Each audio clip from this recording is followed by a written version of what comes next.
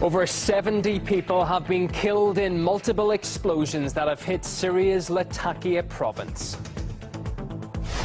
Austria's presidential election is on a knife's edge, with early results giving far-right candidate Norbert Hofer a narrow lead. But uncounted, postal votes could tip the balance.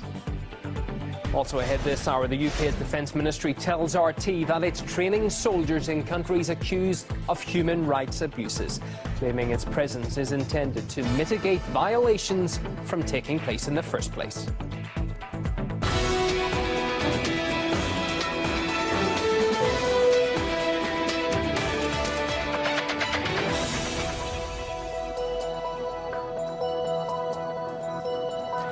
Just gone midday here in the Russian capital this Monday afternoon. You're tuned into RT International. My name's Ewan O'Neill from the team and myself. Welcome to the programme.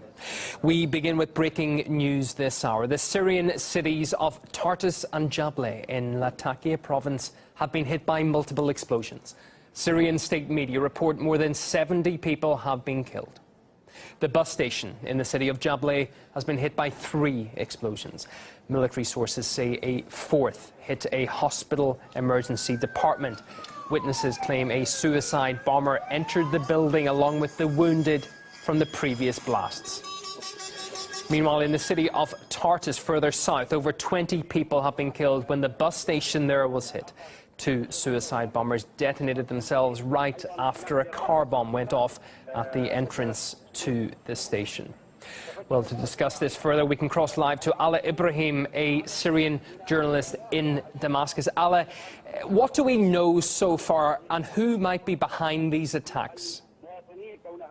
Well, there has been reports that Ahrar al-Sham, one of the radical rebel movements operating in Syria, have claimed responsibility for the attacks, but these reports are not substantiated.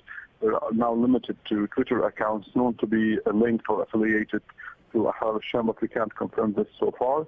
But I think these attacks are extremely significant because they show the 2 cities of Jablaye and Tartus are the cities of which the geographical districts where the Russian bases in Syria, the naval base in Tartus and the air base in Hmeimin is also in Jablaye district, are located.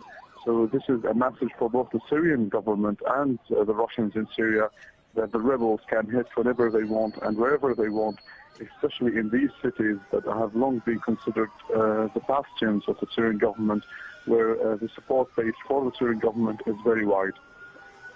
Yeah, and this is an area which has largely not been hit by the worst of the atrocities. This has now put that completely in a different bracket with over 70 people killed, Ala. Yes, it was a terrible attack, and but I think we should also examine how complicated these attacks were.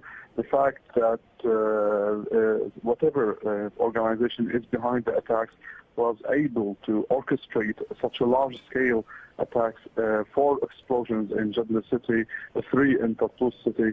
I think this reveals a high level of infiltration that whatever organization that carried out the attacks has achieved in these 2 cities.